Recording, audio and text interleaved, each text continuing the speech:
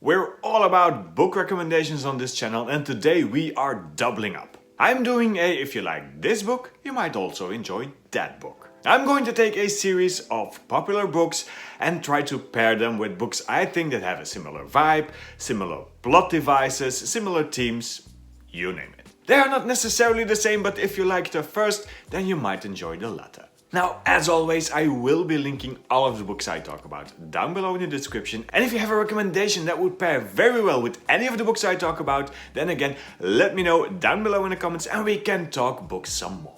Let's get cracking. And the first one to start off today is Dear Dolly by Dolly Alderton. Now, Dolly Alderton is a writer and journalist who has been writing for the Sunday Times since early 2020, and she's having this agony aunt column. People write her letters and emails about their life, their friendship, their relationships, and she gives her take on it. Now, many of these stories are bundled in this book, Dear Dolly, where she gives her advice without any judgment and with a lot of empathy. And what struck me most about this book, it is very recognizable. This is not some freak show with outlandish problems. No, these are normal people like you and I writing in about everyday troubles. It is the kind of book you see yourself reflected in, and although she is giving other people some advice, you can take a lot of that for yourself. It is a very deep felt book, it is very entertaining, it is funny at times, it is sad at times, it's actually worth your time.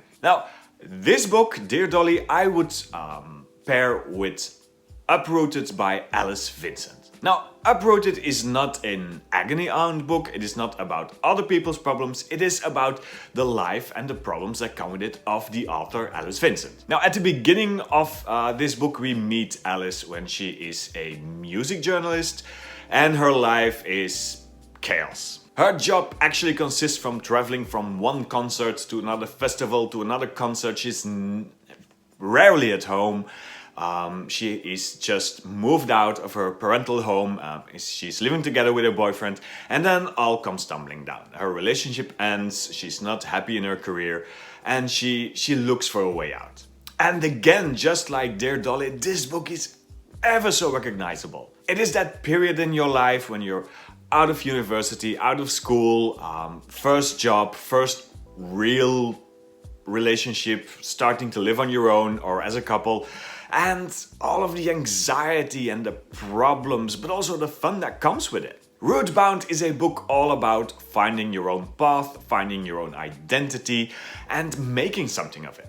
It is again without any judgment, but with deep empathy, and you will recognize a lot of it. It is a very honest book, but never without hope. And actually, both of these books are in fact non-fiction books, but they read like a novel, like a well-written memoir, and you can actually get to know the people inside it. So, if you enjoyed Dear Dolly by Dolly Alderton, then I think you might enjoy Rootbound by Alice Vincent as well. Now for the second pairing, we are going a bit darker. Now let's start with the first Law trilogy by Joe Abercrombie.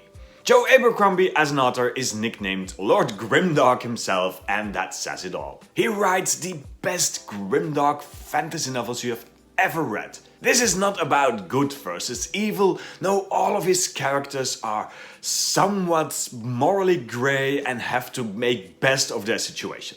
This is not about heroes and villains. No. This is about how the mightiest can falter and how the lowliest can rise up to the challenge. He writes the best characters. They are flawed, they are human, they have their hopes, aspirations, their fears. You will love them and you will hate them. Now, the first Law is a trilogy. It starts with the Blade itself, so I will pair it with another grimdark trilogy, but this time I will go fantasy sci-fi. I'm talking about the Eisenhorn trilogy by Dan Abnett. We fast forward to the far future and things have gone wrong. Humanity has risen to its peak and then has started falling down from there on. The fabled emperor of mankind is but a shadow of himself. Not all are really certain that he is still among us, but his law and his rules are. And at the forefront of those fighting for those laws and traditions are the Inquisition. A shadowy organization which purpose is to lead mankind away from heresy and from the influence of chaos, and when they fail, to eradicate them. Now this trilogy is all about its main character, Eisenhorn. Eisenhorn is an inquisitor and together with his team he's on the hunt for a strange cult. Now this cult seems to have her tendrils in all layers of society and he is sworn to root it out. But how many innocent and perhaps not so innocent lives are worth rooting out a cult? Is it worth the life of your friends? Is it worth your own life? Is it worth sacrificing your beliefs for? Again, this is a grimdark trilogy and these are characters that are very, very morally grey. Again, if you're a fan of grimdark, if you're a fan of very well written characters with morally grey backgrounds that actually have an arc and change throughout the stories, then both the First Law trilogy and the Eisenhorn trilogy are for you. One is fantasy, the other is sci-fi, and both are delightfully dark. Our third pair for today starts off with Weyward by Emilia Hart. Weyward is a bit of an historical fiction with just a smidge of the fantastical that gives us the point of view of three narrators. Three wayward women all linked by a bloodline in three different periods. Three different tales, three different time eras, but they are all linked through a theme of female resilience. These are three women who refuse to take up the place that society has reserved for them. It is a book about family dynamics, relationship dynamics, but also about how society sees women. The three stories are woven together in just a wonderful way and it was a very delightful book. And I would pair it with Tom Lake by Anne Patchett. Tom Lake is a beautiful novel about family, about several generations and about family dynamics, growing up, finding relationship and love in life. Three daughters meet up again on the family farm together with their mother to pick cherries somewhere in, I think, Michigan. And when they are picking cherries, they ask of their mother to tell again the story of the time she spent with this acting company. Now, as the mother Lara tells of her time with Tom Lake, the acting company, and about her affair with a very famous actor, each of the daughters start reminiscing, start thinking about their own life. Again, we get multiple point of views, multiple stories, multiple angles upon what life and happiness could be. And Tom Lake is a beautiful book. It is not just a beautiful story with just the hope of finding happiness when everything around you goes to smithereens, but it is ever so well written. The language is emotional, it is beautiful, it is almost poetry. Again, it links modern day fiction with some historical fiction. It is all about relationship, about romance even, about the difficulty of emotions, and it is beautiful. So, if you like these kind of books and if you liked Weyward, then I guarantee you that you will love Tom Lake by Anne Patchett as well. So our third pair for today, Weyward and Tom Lake. If you liked this video so far, why not leave a like and a comment down below? Because if you did, I might even do a future version with classics, for example. So again, let me know down below. And then let's talk Lord of the Rings by J.R.R. Tolkien. No, I am not going to introduce this book to you. If you have never read Lord of the Rings before, then close this video, pick up a copy and start reading. It is the grandfather book of fantasy and it has lots and lots of elements that people all around the world adore. So is there a book or a series that is similar? Well, here I would go with the Belgariad Chronicles by David Eddings. The Belgariad is a worldwide best-selling fantasy series and the comparison with Lord of the Rings is never far off. A battle is coming, a battle that will decide the fate of the world. It is good versus evil. It is about the journey of a main character, a young boy who has to fulfill his destiny and defeat evil. There is an old grey wizard, there is a fellowship of a kind of all different characters coming from all kinds of different places in the world. They will come together despite their differences, despite their history with each other, and they will work together to make that destiny happen. Sounds familiar? Good, because I'm talking about both books at the same time. Yes, the Belgariad Chronicles are a lot like Lord of the Rings, But there is enough original material to never have it bore you. If you loved some of the characters in Lord of the Rings, then you will absolutely love some of the characters in the Belgariad Chronicles. If you liked reading about the struggles of Frodo and his friends, then you will absolutely love to read about Garion and his friends. And their journey, their struggles. Yes, you could argue that the Belgariad Chronicles are a rip-off of Lord of the Rings, but you could also argue why change a plan when it is working. And it works for the Belgariad Chronicles. It is epic, it is high fantasy, it has a touch of the YA, and I absolutely loved it. I loved the Belgariad Chronicles even enough to pair it with Lord of the Rings. And then let's talk about Circe by Madeline Miller. Circe is a Greek retelling of the tale of Circe. She is a lesser deity surrounded by all of these very powerful, very mighty deities, and she is basically the runt of the litter. She is quite clever and nobody likes a clever girl. So she finds herself hated, bullied, spat upon, and in the end even exiled to an island. An island where she starts to find her own identity. For the first time she is alone, but she is also free of all of the societal menace that was around her. And she starts to develop as a person, as a woman, but then the outside world comes knocking again. It comes knocking in the form of travelers, adventurers, and one of those adventurers is a name that we know and love. It is Odyssey.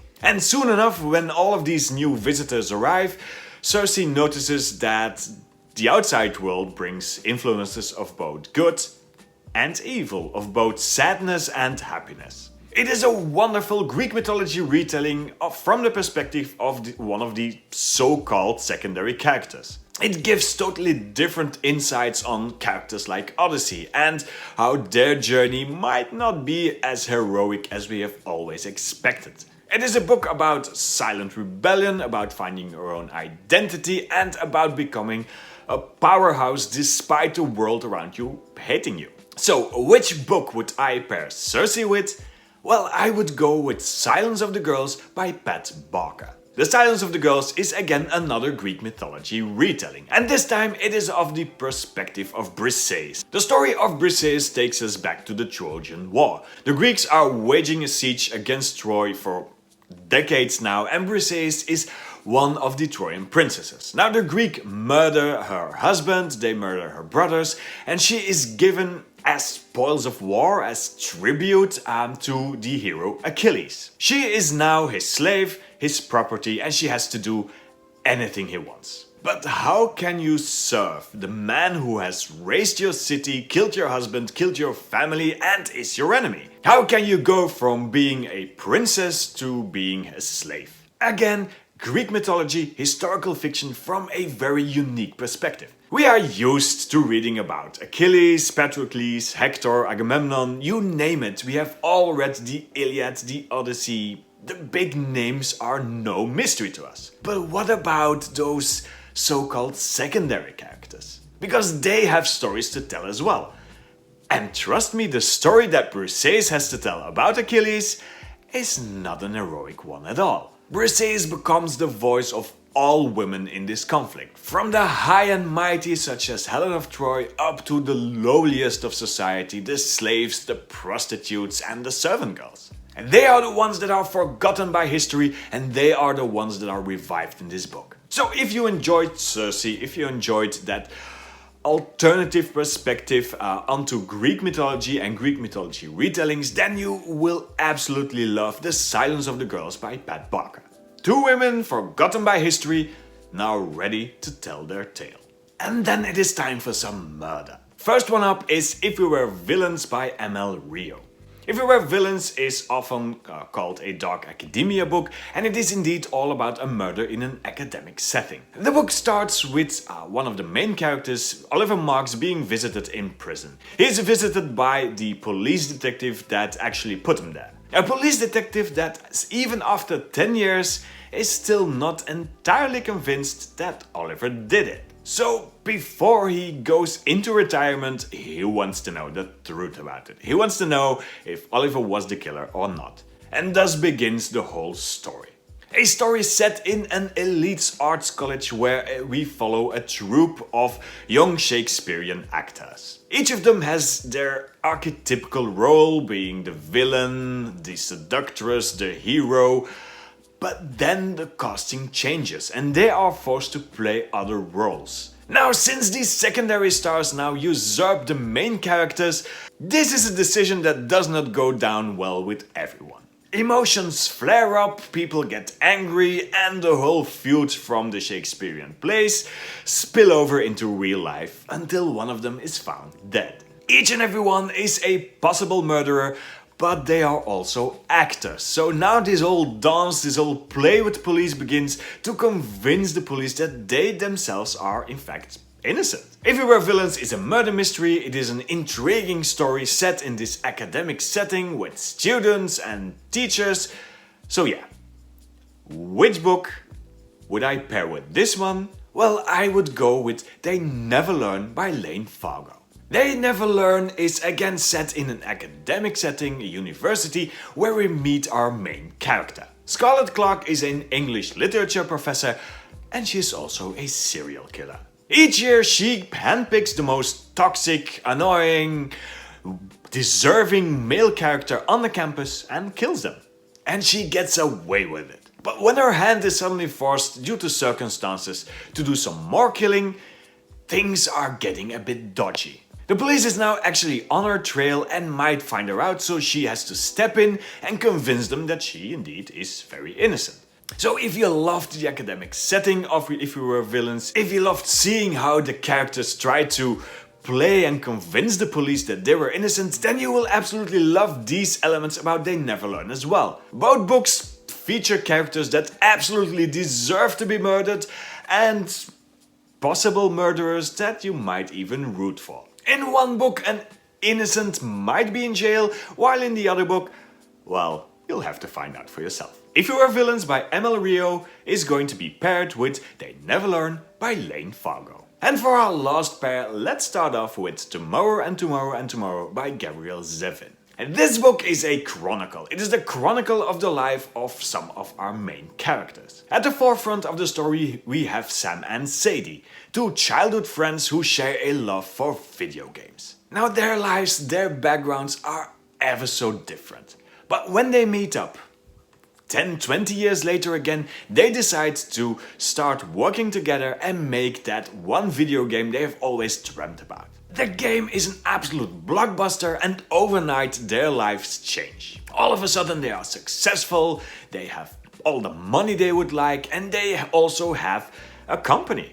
A company that needs to be maintained, managed, steered away from disaster and into the future. The story spans 3 decades, 30 years of the lives of Sam and Sadie and several other characters and how life has changed them. Success has made them very different people, but in the end there's always that love for video games and that shared childhood and friendship. It is a book about the human condition, about friendship, about life, about relationships and how things just never seem to turn out as you planned them to do.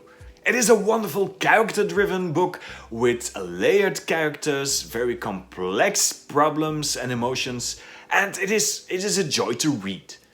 So what would I pair this book with? Well, why not go with another powerhouse of literary fiction, A Little Life by Hanya Yanagihara. We meet 4 classmates from a small town college as they move up to New York to try and make something of their life. Just like Sam and Sadie in Tomorrow and Tomorrow and Tomorrow, they are broke, they don't really know where they're going or what they are going to do with their life, and the only thing they have in fact is each other, is their friendship. Now as time goes on, their lives change. They find success, they have ambitions, and with it, it changes them and their friendship as well. Each of the characters struggles with their demons from the past as well as the problems that the current life has thrown on their path. Both books bring you characters that are broken. Both books bring you trauma upon trauma upon trauma. Both books are quite depressing, but also showing you the harsh reality about life. If you are the kind of reader that wants their heart both filled and destroyed, then these books are for you. Although in both cases I would say do check your trigger warnings. These are not light reads. These books will destroy you and you might cry. But then again, isn't that what life is all about? So as our last pairing for today, the depressing duo Tomorrow and Tomorrow and Tomorrow and A Little Life. And now I want to hear from you. Have you read any of these books and which books would you pair them with? Let me know down below in the comments and we can talk books some more. And in case this video didn't have the recommendations you were looking for, that's okay. All you have to do is watch this video instead.